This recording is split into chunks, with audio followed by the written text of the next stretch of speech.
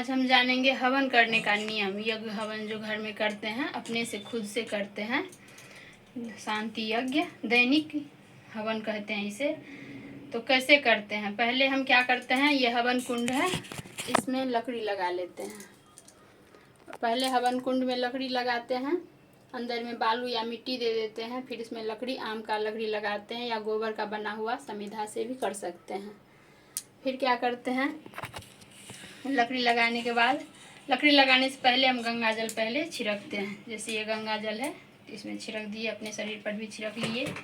फिर उसके बाद हम चंदन लगाते हैं, हवन कुंड में भी लगाते हैं, फिर क्या कहते हैं, अपने माथे में भी लगाते हैं।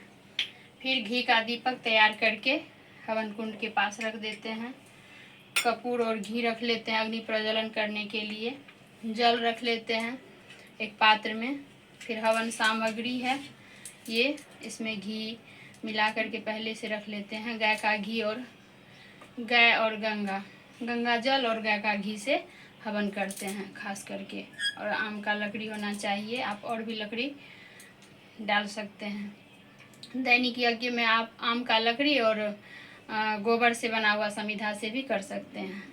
और इसके बाद शुरुआत करते हैं कैसे, महागायत्री मंत्र से शुरुआत करते हैं। फिर इसके बाद क्या करते हैं, महागायत्री मंत्र से शुरुआत करके फिर इसके बाद हम लोग आचमन मंत्र करते हैं, 3 आचमन करते हैं। फिर अंग स्पर्श मंत्र करते हैं। अंग स्पर्श मंत्र के बाद ईश्वर स्तुति उपासना प्रार्थना मंत्र को पढ़ते हैं।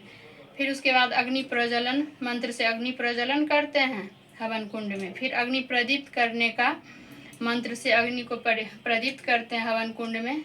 फिर क्या करते हैं कि संविधान मंत्र लेते हैं, जैसे 3 समिधा है, तीनों मंत्र से डाल देते हैं बारी बारी से। फिर पंचघृताहुति मंत्र से 5 बार घी की आहुति देते हैं। फिर जल प्रोक्षण मंत्र से चारों तरफ जल प्रोक्षण करते हैं। आघारावाज्य भागाहुति मंत्र से फिर घी चारों दिशा में डालते हैं।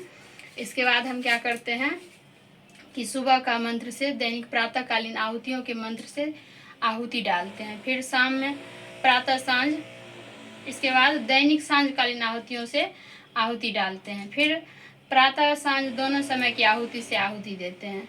फिर उसके बाद गायत्री मंत्र से 3 आहुति, महामृत्युंजय मंत्र से 3 आहुति और प्रार्थना मंत्र से भी 3 आहुति देते हैं। फिर उसके बाद वैदिक राष्ट्रीय प्रार्थना से 1 आहुति देते हैं, राष्ट्र के लिए 3 आहुति देते हैं। फिर सृष्टकृताहुति मंत्र से आहुति देते हैं, जो भोजन कराते हैं अंत में। फिर पूर्ण आहुति 3 बार दे करके अंतिम करते हैं। फिर सर्वकुशल प्रार्थना और प्रार्थना यज्ञ से हम लोग लास्ट में शांति पाठ के साथ समापन करते हैं।